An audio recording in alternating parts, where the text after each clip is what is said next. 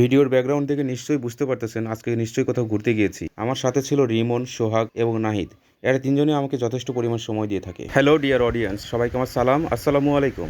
আশা করি সবাই ভালো আছেন। আজকে আমি ঘুরতে বের হয়েছি আমার ভাই ব্রাদার্সদের সাথে। তারা আমাকে এক মিনিটও একা থাকতে দেয় না। তাদের সাথে দেখা হওয়া মাত্রই তারা আমাকে নিয়ে ঘুরতে বের হয়। তাদের সাথে দেখা না হলে আমার সময়টাও কাটতে চায় না। এই ব্যবসা গরমে আমি রুমে শুয়েছিলাম। এরই মাঝে রিমন এসে আমাকে বলে, ভাইয়া কি করতেছেন?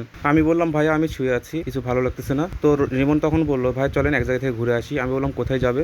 রিমন, সোহাগ এবং নাহিদ এরা তিনজন আমাকে নিয়ে যাচ্ছে গাবতলী থানার বুরুজ গ্রামে, যেখানে একটি জায়গার সন্ধান পাওয়া গিয়েছে, যেখানে পানি ওঠার পরিবর্তে পানির সাথে গ্যাসের সন্ধান পাওয়া গিয়েছে, যেখানে গ্যাস দেখা যাচ্ছে। লোকজন বলতেছে এখানে গ্যাসের খনির সন্ধান পাওয়া গিয়েছে এবং এর আগে একবার আগুন জ্বালিয়েও পরীক্ষা করা হয়েছে যে সেখানে গ্যাসের সন্ধান পাওয়া গিয়েছে। তো আজকে আপনাদের দেখাতে চলেছি আমরা সবাই মিলে সেই জায়গাটি। সত্য কথা বলতে বগুড়া জেলায় অনেক কিছু দেখার আছে, অনেক জায়গায় আছে এরকম ঘুরে বেড়ানোর মতো। তো আজকে তাদের সাথে এখানে গিয়ে আমার সত্যি অনেক ভালো লাগলো। অবশেষে আমরা সেই জায়গায় এসে পৌঁছালাম।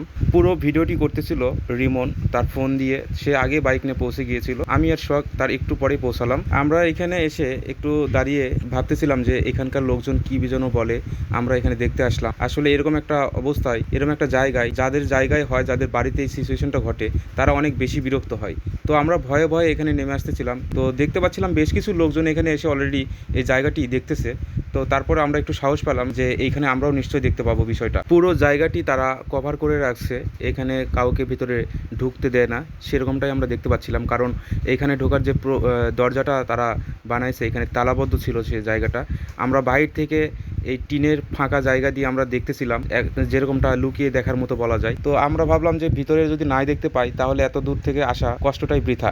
তারপরেও কষ্ট লাগছিল না, কারণ এরকম অবস্থা, এরকম সিচুয়েশন কখনো দেখি নাই যে এইখানে পানির চাপে যে পানি উঠতেছে উপর দিকে। এটা সত্যি একটা অবিশ্বাস্য একটা বিষয়। এর আগে কখনো এরকমটা দেখা হয় নাই। প্রথমবারের মতো এটা দেখে সত্যি অনেক বেশি ভালো লাগতেছিল। এটা দেখতে আসার অনেক আগ্রহ ছিল আগে থেকেই, কারণ এর আগে ফেসবুক, ইউটিউবে ভিডিওগুলো দেখতেছিলাম। প্রতিদিন একটি জায়গায় এত লোক এসে এই জায়গাটা দেখে যায়, যার কারণে বাড়ির লোকজন অনেক বিরক্ত, সেটা দেখেই বোঝা যায়। আমাদের ছবি ক্যাপচার করতেছিল নাহিদ আমাদের ছবিগুলো নিচ্ছিল, আমরা হাই বললাম, সোহাগ হাই বললো। সবকিছু মিলে সময়টা ভালোই কাটছিল।